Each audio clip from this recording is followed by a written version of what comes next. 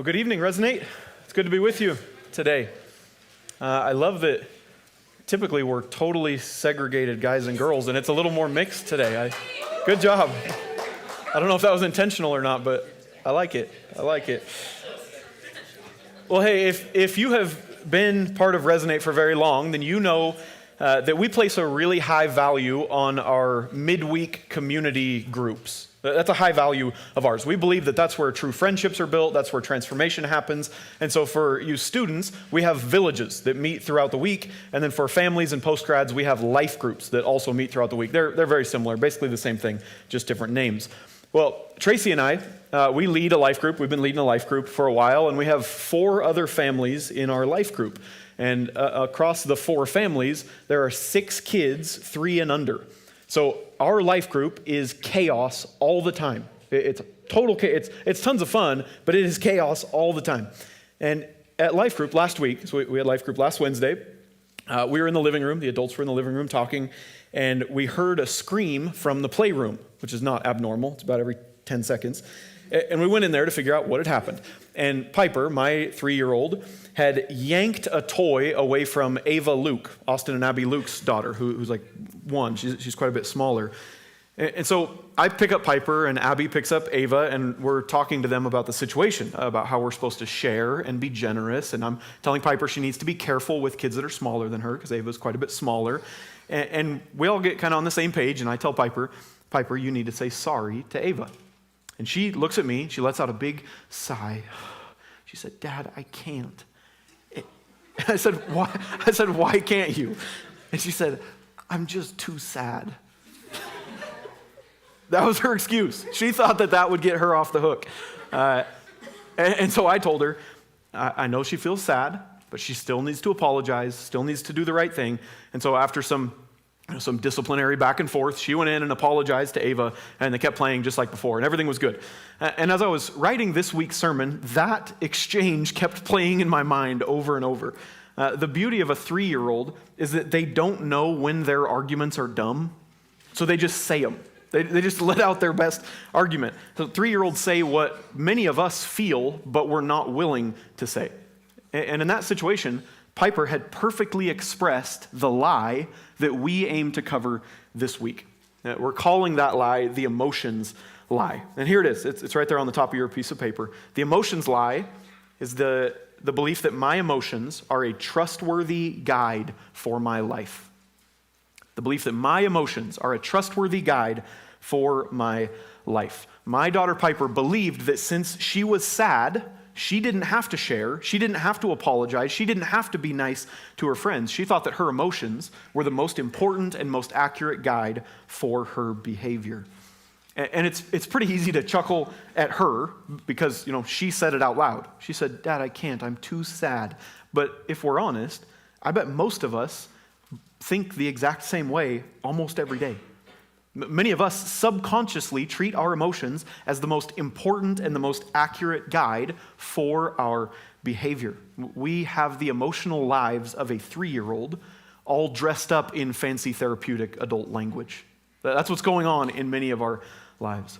It's no secret that the emotional and mental health is at an all-time low among the younger generation today. I read a report recently that said that Gen Z, for the first time in history, identified mental and emotional health as the number 1 factor they are concerned with in their lives. Higher than cost of living, higher than climate change, higher than unemployment, higher than physical safety. Emotional and mental health is what they are worried about. The Blue Cross recently found that 42% of Gen Z have been diagnosed with a mental health condition, and 57% are currently taking medication for their mental health condition. One report by the McKinsey Institute found that, I'll read this quote, 1 in 4 Gen Z respondents reported feeling more emotionally distressed, almost double the level reported by Millennial and Gen X respondents, and more than triple the levels reported by Baby Boomer respondents. So this generation, Gen Z, is in a uniquely difficult spot. We swim in an ocean of emotional turmoil, emotional reasoning, and emotional manipulation. In fact, we're so thoroughly surrounded by it that many of you are probably not even aware of it. Or you have no idea what it could look like for anything to change. Our culture's been so infected with this lie that we don't even see it as a lie anymore. The reality is we are emotionally immature people surrounded by other emotionally immature people living in an emotionally immature world. And as Pete Scazzaro says, it is impossible to be spiritually mature while remaining emotionally immature. It's impossible to be spiritually mature while remaining emotionally immature. This is why this lie is worth addressing. Emotional health is a crucial piece of spiritual health, and emotional health is plummeting in the world around us. So God is calling us as the people of God to be a bastion of spiritual health in our communities. And that means that we must also be bastions of emotional health in our communities. And so today, I want to help you identify that lie in your own lives, and then let the Word of God guide us toward His design for our emotions. This is an impossible topic to fully cover in 30 minutes, so we're not going to be able to say everything, but please come to the Q&A afterwards. We're going to get into way more of the details. We'll give you some practical tools to help this inform your life. So I'll do the best I can in 30 minutes. So here's the question for us today. What does the Bible say about our emotions? What does the Bible say about our emotions? Take just a second in your head and try to answer that question. From what you know, what do you think the Bible says about our emotions? I would guess that whatever you just thought of is too simplistic. Not that it's wrong, but that it's too simplistic. Because here's the deal. God doesn't treat our emotions as if they are just passive, natural reactions that we have no control over. No, God gives us specific instructions about our emotions. But His instructions are nuanced. Sometimes He commands our emotions. Sometimes He celebrates the emotions that we show. And sometimes He condemns our emotions. Let me show you what I mean. Here are some of the ways that God commands our emotions. Philippians 4:4, God commands that we rejoice in Him. Deuteronomy 6:5, God commands that we love Him. Deuteronomy 6:13, God commands that we fear Him. Psalm 97 verse 10, God commands that we hate evil. Joel 2:21, God commands that we rejoice and be glad in Him. Romans 12:15, God commands that we weep with those who weep and rejoice with those who rejoice. So sometimes God commands our emotions. He tells us to feel a certain thing. But other times, God celebrates our emotions, celebrates the emotions that we show. So Genesis 29:20, God celebrates Jacob's love for Rachel. 2 Samuel 1:26, God celebrates David's grief over the loss of his friend Jonathan. Job 1 and 2, God celebrates Job weeping and tearing his clothes in grief. John 11:35, Jesus weeps over the death of his friend Lazarus. Matthew 21, Jesus is filled with rage and He builds a whip and He drives all the crooks out of the temple. So sometimes God celebrates the emotions that we share or the emotions that we experience. And sometimes God condemns our emotions or He forbids certain emotions. So in Genesis 4, God chastises Cain for his anger at his brother, even before Cain did anything about it. Exodus 20, verse 17, this is part of the 10 Commandments. The 10th commandment, God forbids envy and covetousness and discontentment. Leviticus 19:17, God forbids hatred toward our brothers and sisters. Joshua 1:9, God forbids fear and discouragement. Psalm 37:8, God forbids anger and wrath. Matthew 5, Jesus equates anger with murder and lust with adultery. Philippians 4:6, God commands us to not be anxious. Ephesians 3:31, God tells us to get rid of all bitterness, all rage, all malice. So you get the point, right? The Bible is packed with this stuff. Hundreds of verses shaping our emotional lives. Some emotions God demands, some God cheers, and some He shuts down. And so broad brush answers are not going to cut it. The Stoics say emotions are weak, crush them. The sentimentalists say emotions are king, trust them, and both answers are wrong. Both miss the mark. Both are too simplistic. The Bible's view is sharper. It's more clear. It's more principled. And so let's dig through these puzzle pieces and uncover God's design for our hearts. The Christian view of emotions. I don't know if these TVs might be off, but this is in your note sheet, so follow along there. the Christian view of emotions, I want to make 5 observations about God's design for our emotions. Number 1, emotions are good gifts from God. Emotions are good gifts from God. God created us to be emotional creatures. Adam and Eve were emotional in the garden before sin ever entered the world, right? Adam was lonely before Eve was created. Adam rejoiced when he saw Eve for the first time. God is the creator of emotions, which means that they were originally designed to be good. They were originally designed for good. God created positive emotions for us to enjoy him, for us to delight in him, to feel affection toward him, to be joyful in him. And he also gave us negative emotions to be angry at sin and unrighteousness, to be sad at the brokenness of the world, to be afraid of his wrath and his power, to be jealous of the affections within a marriage covenant. We see this perfectly displayed in Jesus. Jesus rejoiced and Jesus wept. Jesus felt compassion and Jesus felt anger. Jesus endured shame and Jesus experienced glory. Jesus, the perfect picture of humanity, experienced the fullness of both negative and positive emotions, and they were good. They were good.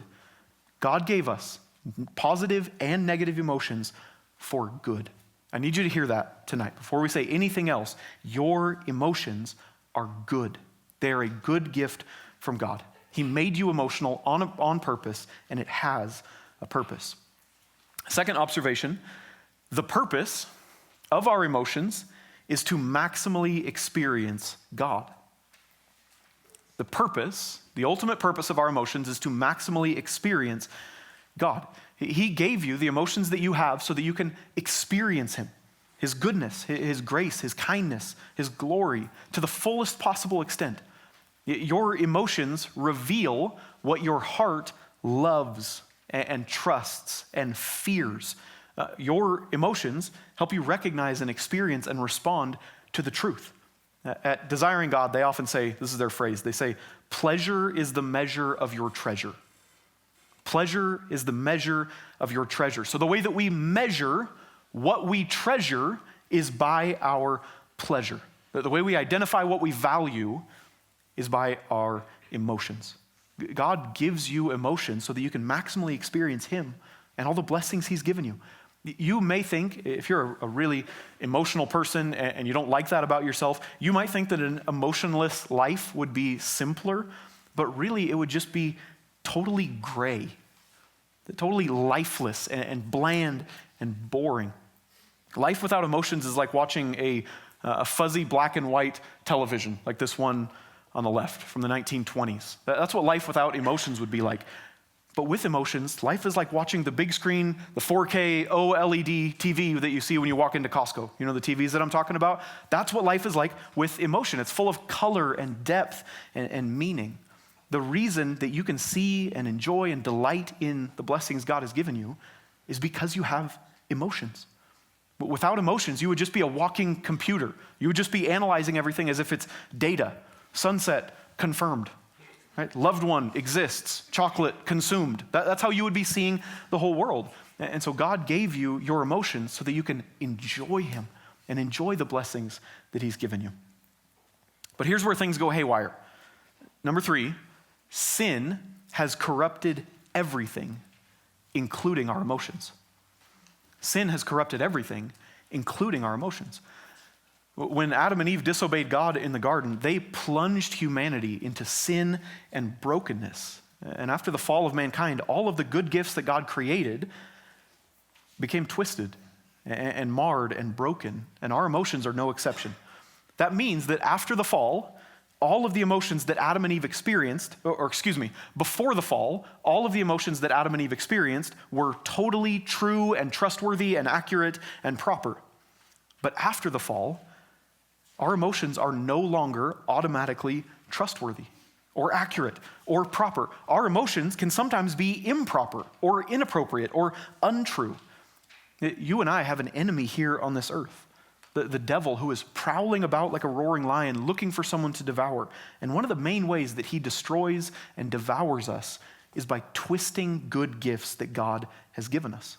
twisting them into evil, right? We talked about this a few weeks ago when we were talking about sex. Sex is a good gift from God, but Satan loves to twist it into wickedness. Fornication, sodomy, pornography, rape, adultery, those are horrible things that have come from the twisting of a good gift. In the same way, emotions are a good gift from God, but Satan loves to twist them into wickedness. He loves to distort and manipulate them. He loves to make us love things that we should hate and hate things that we should love. He loves to make us jealous over things we should celebrate about or rejoice over things that we should condemn. And most of all, Satan loves to convince you that your emotions are always true, that your emotions are always trustworthy. He loves to convince you of the emotions lie. Satan loves to. Our emotions, which are good gifts from God, have been corrupted by sin. So then, how do we discern when our emotions are trustworthy and when they are not? How do we discern when we're experiencing corrupted or uncorrupted emotions? So this is probably the most important part of this sermon this evening. Number 4, emotions are healthy when they align with reality. They're healthy when they align with reality. Your emotions are proper or appropriate or healthy or trustworthy when they are telling you the truth about the situation that you are in. Or to put it more simply, when you feel what you should feel in a situation. When you feel what you should feel. C.S. Lewis makes this argument in The Abolition of Man. A phenomenal book. He says, until modern times, all men believed the universe to be such that certain emotional reactions on our part could be either congruous or incongruous to it. So our emotional reactions could be in line with or out of line with the universe. He continues, believed, in fact, that objects did not merely receive, but could merit our approval and disapproval, our reverence and our contempt. So throughout history, people have understood that reality was so objective that our emotional reactions could be seen as either in line with that reality or out of line with reality. But Lewis argues that reality doesn't just receive certain emotions from us, it actually merits or deserves certain emotions from us. So when you go to Glacier National Park does not just receive your awe and wonder, it deserves it. It merits your awe and wonder. So if you go to Glacier National Park and you feel nothing, something is wrong in your emotional life. Lewis goes on, he says, because our approvals and disapprovals, so our emotions, are thus recognitions of objective value or responses to an objective order. Okay, so since our emotions point to an objective reality, therefore, emotional states can be in harmony with reason or out of harmony with reason. Emotions can be reasonable or unreasonable as they conform to reality or fail to conform. The heart never takes the place of the head, but it can and should obey it. So Lewis is arguing that our emotions are reasonable or unreasonable, appropriate or inappropriate, just or unjust, proper or improper, based on whether they line up with reality. Now, this has been pretty philosophical, so let me give some illustrations to maybe make this more tangible. If your friend gets engaged and you feel happy for them, is that a healthy emotion? Yes. If your friend gets engaged and you feel jealous and bitter, is that a healthy emotion? No. There we go. We're on the right page. If your best friend gets hurt in a car accident and you feel sad, is that a healthy emotion? Yep. What if your best friend gets hurt in a car accident and you feel glad? That would be bad, right? That would be a disordered emotion. If a man feels intimacy and sexual desire for his wife, are those emotions healthy? Yes. What if he feels intimacy and sexual desire for a child? No, obviously not. Do you see how it's not the emotion that determines whether it's healthy or not? It has nothing to do with the emotion. It has to do with whether the emotion aligns with the situation. Again, we can look at Jesus and see him do this perfectly throughout his life. This is a quote from the Lexham Survey of Theology. It says, Jesus Christ himself exemplified a proper emotional life. Jesus' ministry was shaped by compassion. In the face of evil, Jesus was deeply moved and troubled.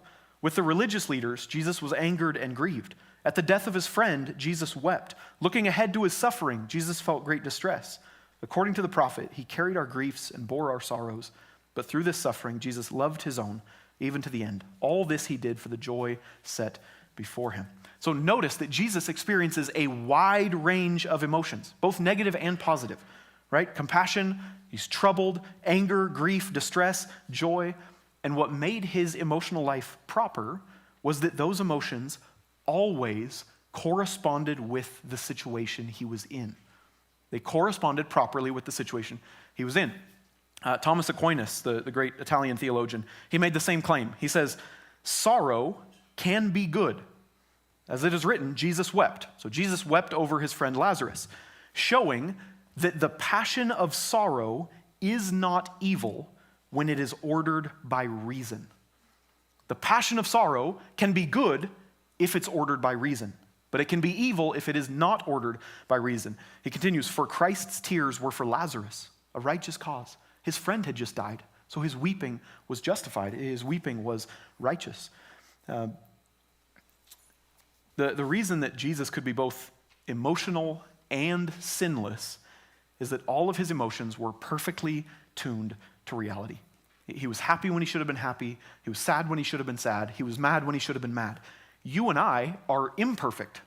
And so sometimes we are happy when we should be sad, or we're mad when we should be happy, or we're sad when we should be mad. We get our emotions twisted and improper. Emotions are healthy when they align with reality. And so in light of all that, those are our first 4 points. Emotions are a good gift from God. They've been twisted by sin and Satan, and their health is determined by their alignment to reality. What are Christians to do? What should we do about it, knowing all of that stuff? Number 5, Christians are called to emotional sobriety. Christians are called to emotional sobriety.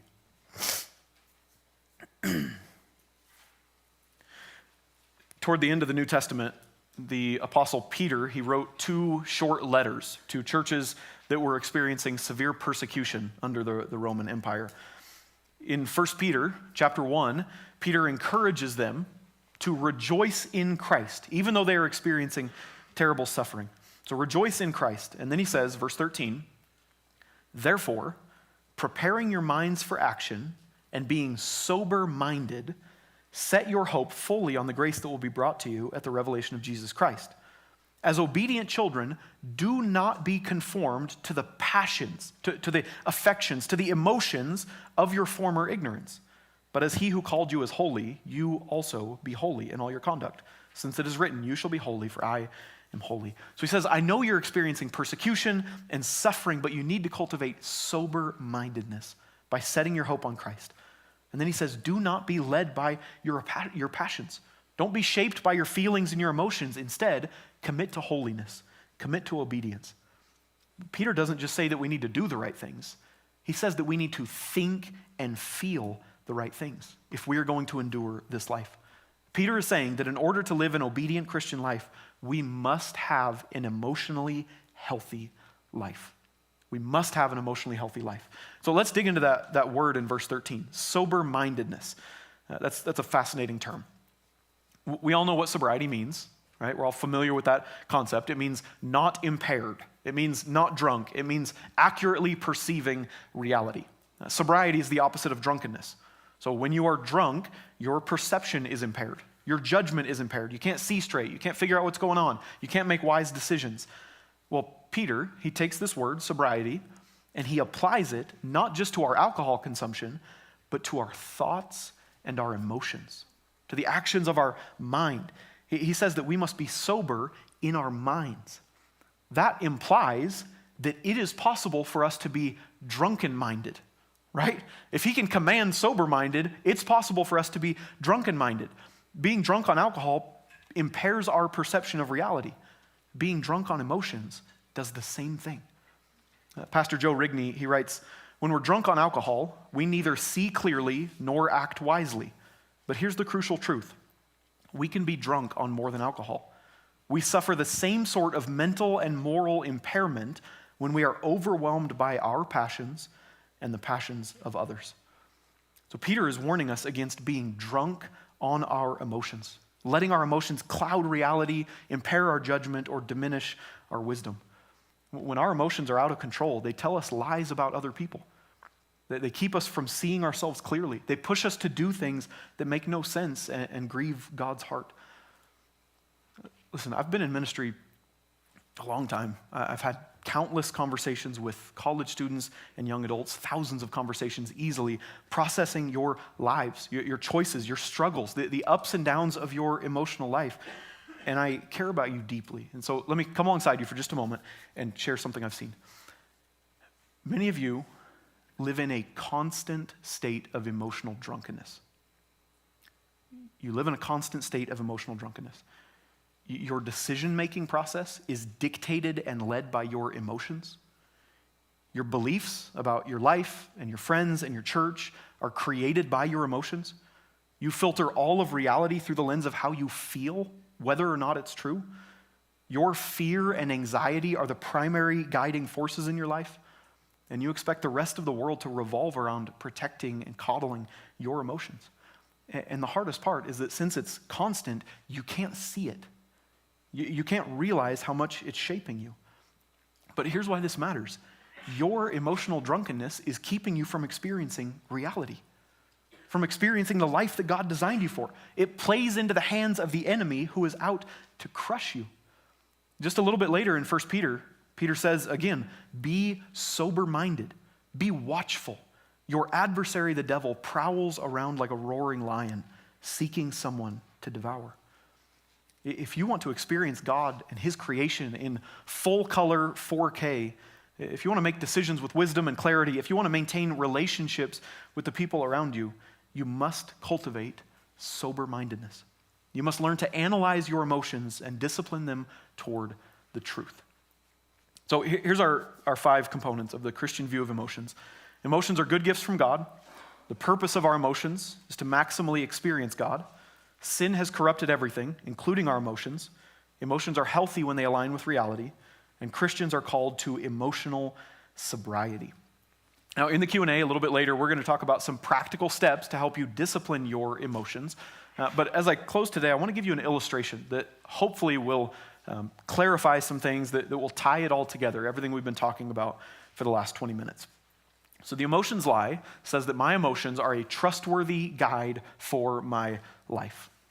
But the truth is that emotions are gauges, not guides.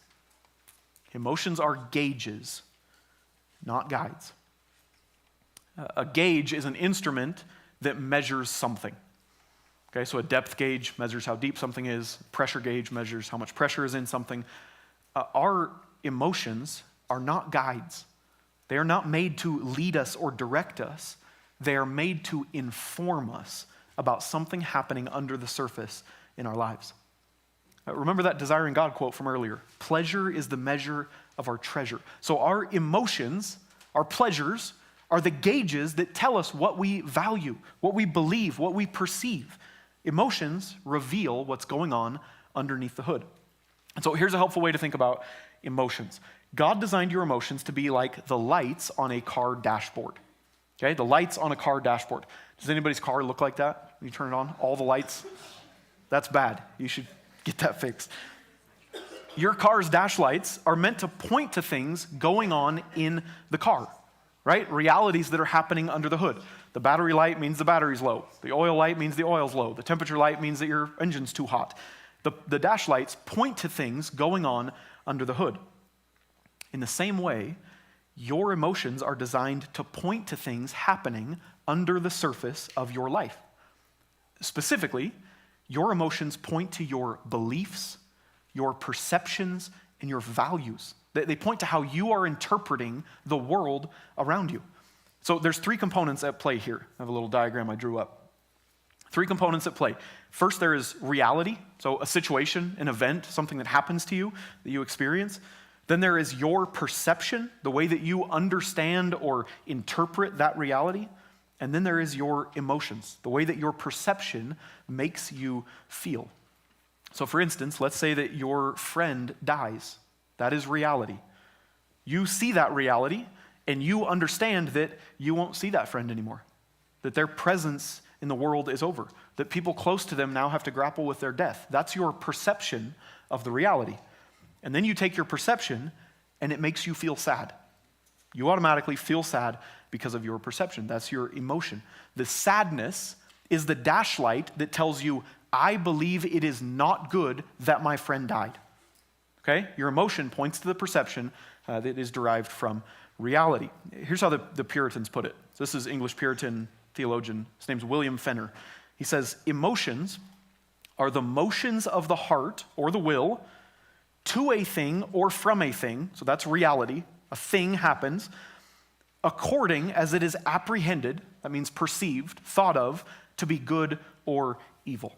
So you base your emotions on whether you perceive a thing to be good or evil. When you see a longtime friend, you perceive them to be a good thing, and so you feel joy. When you see a broken bone, you perceive it to be a bad thing, and so you feel disgust or sadness. Are you with me so far? Does that make sense, those three layers? It's fairly straightforward when things are in line. Here's the complication. Because of sin, our perceptions and our emotions are not always proper. They're not always in line. Like we talked about, sin and Satan have access to our emotions, and they have access to our perceptions. And they will often try to use them to manipulate us into disobedience. So let's go back to the dash lights illustration. Because of sin, it's as if many of the wires in your car dash got crossed and plugged in wrong behind the dash. And now, sometimes, lights turn on that do not reflect reality. The lights are pointing to something that is not real, that is not true. Maybe you've experienced that with your car. In high school and college, I drove an old beat-up Toyota Corolla. And a few times a year, the check engine light would come on my Corolla. And when that happened, sometimes I would take it to the mechanic to try to figure out, what's going on, what do I need to fix? Sometimes the mechanic found a problem in my car. Right? A part was broken, or something was loose, or I needed a new sensor or something like that. So about half the time, the check engine light accurately reflected that something was broken in my car. But the other half of the time, the mechanic found that the problem was not in the car, it was in the faulty check engine light. The light was on, and it shouldn't have been. Sometimes the light was a false alarm that did not reflect reality. Our emotions work the exact same way. Sometimes your emotions are an accurate and proper reflection of the reality that you're experiencing, right? Your friend dies, you perceive that they're gone, you feel sad. The perception aligns with the reality, and the emotion aligns with the perception. But sometimes you feel something that's totally inappropriate or totally improper about the reality that you're experiencing. Sometimes your friend succeeds and you feel jealous. Why couldn't that be me? Sometimes your friend fails and you feel joy. Good, now I look better in comparison. Sometimes somebody calls you out on your sin and you feel mad. How dare they criticize me? Right? We feel these emotions that are not in line. Sometimes our emotional dash lights pop up in your life that do not reflect reality under the hood. Instead, the issue is in your perception of reality. So in the counseling world, I'll go lean clinical for a second. This is referred to as cognitive behavioral therapy. It's the branch of therapy that believes that what you think about a situation determines how you feel and what you do. So here's a little diagram. This is on the back side of your note sheet, but Xavier can pull it up here. I got this from a document that Kristen Dabbs sent me this week. And you'll notice this is the same idea that I had on the screen just a minute ago. It's just a little bit different language. So something happens to us on the far left. Something happens. It could be anything. That's reality. We have thoughts about that situation. That's our perception. And we experience emotions based on those thoughts. We experience emotions based on the thoughts, and then we respond to our thoughts and feelings with behaviors. Fundamentally, this is why the emotions lie is a lie. Emotions cannot be a trustworthy guide for our lives because our emotions are often fueled by irrational or inappropriate perceptions of reality. Our emotions are untrustworthy because our thoughts are often untrustworthy. Instead, your emotions should be a gauge that tells you that something is going on. So when you feel an emotion, it should cause you to reflect on your perception of reality. It shouldn't cause you to jump into action just based on the emotion. Greg Morse, he writes at Desiring God, he said, and this is where I got this phrase, gauges and guides. He says, God designed your emotions to be gauges, not guides. They are meant to report to you, not dictate you. The pattern of your emotions, not every caffeine-induced or sleep-deprived one, will give you a reading on where your hope is, because they are wired into what you believe and value and how much. Emotions are not your boss. They are your report. You don't have to follow them, but you should learn from them. So let me circle back as I close. I want to circle back to my story about Piper that I opened with, and let's figure out what was going on. Let's break this down a little bit and figure it out. So Piper and Ava, they're playing in the room, and Ava had one of Piper's toys. Okay, so that's the situation. Ava had one of Piper's toys. Piper then yanked the toy out of Ava's hands and refused to apologize. That was the behavior. Piper took the toy, wouldn't apologize. When I asked her why, she said it was because she was too sad. Right? She's too sad. That's the emotion. Piper felt sad. And then during the disciplinary process, she told me that she was sad because she didn't want Ava to take her toys home. That's what she was sad about. That was her thought, that Ava was going to steal her toys and take them home. So now we have the full picture here, right? We have situation, thought, emotion, and behavior. She was facing the situation. She thought something that wasn't true. So then she felt something that wasn't proper. So then she did something that wasn't appropriate. Do you see how the whole thing derailed pretty quickly? But as her dad, I want her to share her toys. I want her to be generous. I want her to apologize. And so I have to help her see that not only was her behavior inappropriate, but also her thoughts and her emotions were irrational and improper. That's what a healthy disciplinary process looks like. It addresses not just the behavior, but also the thoughts and the emotions. And that's not just true for my 3-year-old. That's true for you and I today. That's how we should discipline our emotions. We develop sober-mindedness by disciplining our behaviors, our emotions, and our thoughts to all align with God's reality. And so here's your application for this week. Pretty simple. Develop sober-mindedness by disciplining your thoughts and emotions. Develop sober-mindedness by disciplining your thoughts and emotions. Don't allow yourself to be led by your emotions. They're not designed to be a guide. They're designed to be a gauge. So train and transform your thought life and your emotional life into conformity with God and His will. This is what Romans 12:2 says. It says, "Do not be conformed to this world, but be transformed by the renewal of your mind, that by testing you may discern what is the will of God, what is good and acceptable and perfect. Do not conform to this world. Renew your mind so you can see what is true and good and beautiful and glorious." I know that some of you might hear this sermon and feel hopeless because your emotional life is totally out of control. It might feel to you kind of like telling somebody to do a pull-up who has never worked out before in their life. They have no idea how this could be possible. But you have to start to train your emotions or transform your anxieties. You have to start that process. The good news for you and I is that Jesus on the cross, He took your sin, He took your brokenness, and He was crucified with it. He crucified it with Him. And then 3 days later, He rose from the dead, purchasing you freedom and power over your sin and brokenness. Okay? He didn't just pay for your sin and brokenness, He purchased or earned power over your sin and brokenness. So not only are you forgiven for your sins, including the sins of a messed up emotional life, but you have been given power to transform that emotional life.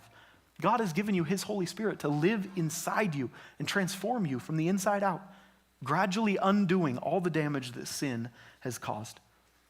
Developing sober-mindedness may feel hopeless to you right now, but if you're a Christian, you can trust that God has given you power over this sin and over your dysfunction. That doesn't mean it's going to be easy, right? Our enemy is no pushover, but it does mean that emotional sobriety is possible for you.